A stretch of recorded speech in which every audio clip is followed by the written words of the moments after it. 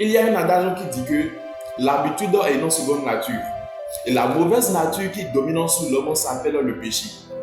Mais chaque personne doit se rassurer tout simplement parce que nous ne sommes plus sous l'ère de la loi, mais nous sommes sous l'ère de la grâce. Avant la mort de Jésus-Christ, ce que vous devez savoir est que l'homme avait du mal à s'affranchir du péché. Tout simplement parce que lorsque l'homme commettait un péché, l'homme volait, ou bien l'homme mentait, ou bien l'homme faisait un mal, il avait du mal à se retenir, à commettre encore cette même, à refaire encore cette même erreur. Il se voyait chaque fois en train de commettre le même acte ignoble. Or, il désire se libérer de cela.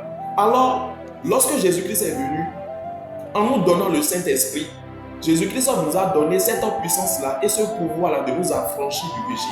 Ce qui fait que, comme cela est écrit dans Romains 6, verset 14, le péché ne dominera pas sur vous puisque vous n'êtes plus sous la loi, mais sous la grâce. En tant qu'un enfant de Dieu, tu dois savoir, tu dois être certain que le péché ne domine pas sur toi. Mais par la grâce, tu es un vainqueur. Alors, nous voyons beaucoup de chrétiens aujourd'hui qui, malgré qu'on se voit sous la grâce, continuent de végéter dans les mêmes erreurs, continuent de commettre le même péché, continuent en fait de végéter dans le même acte ignoble qu'ils avaient fait, malgré qu'ils ont déjà confessé Jésus-Christ. Vous devez savoir que quand vous acceptez Jésus, vous recevez le Saint-Esprit dans votre vie. Vous devez vous abandonner au Saint-Esprit.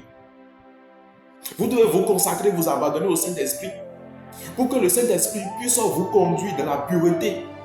Cela ne voudrait pas dire que tu ne vas pas commettre des erreurs, tu ne vas pas commettre un péché. Mais vous devez savoir que tu ne vas pas te voir en train de commettre encore le même acte. Toi qui calomniais hier, mais aujourd'hui tu continues encore de calomnier, mais ta confession est fausse. Tu as confessé qui? Le Seigneur Jésus. Ça, ce n'est pas une confession du Seigneur Jésus. En confessant Jésus, tu t'abandonnes au Saint-Esprit, le Saint-Esprit te conduit.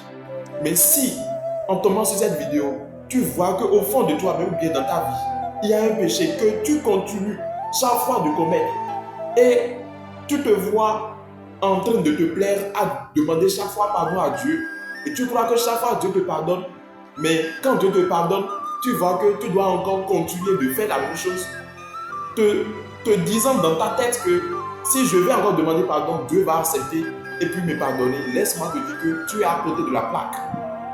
Tu es à côté de la plaque.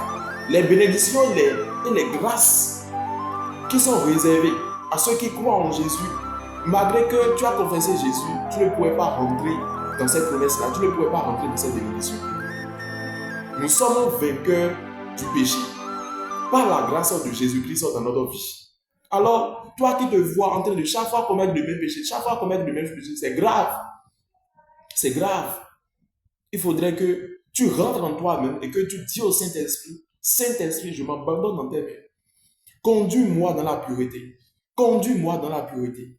Tu vas te voir en train de laisser ces petites erreurs, ces péchés que tu avais l'habitude de commettre. Encore qu'il n'y a pas petit péché. Il n'y a pas petit péché. Ce que tu appelles un petit péché, il faut savoir que ça peut tuer. Tu n'es pas loin d'un assassin. Tu n'es pas loin d'un tueur. Alors repentez-vous. Repentez-vous. Et soyez conscients que vous êtes un vainqueur. Plus que vainqueur, par celui qui vous a aimé.